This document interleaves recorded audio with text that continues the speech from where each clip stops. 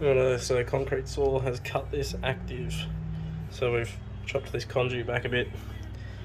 This is feeding another unit next door, so we're going to strip this back, crimp it together, put that around it, totally encapsulates it.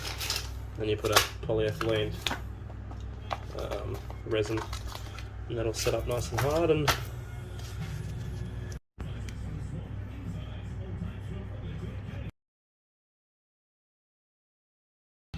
there we go. Oh. Right.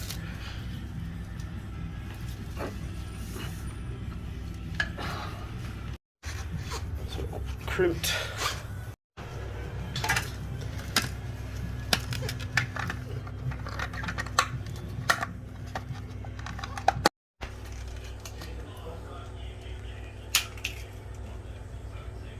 That sounds like Mr. Neil.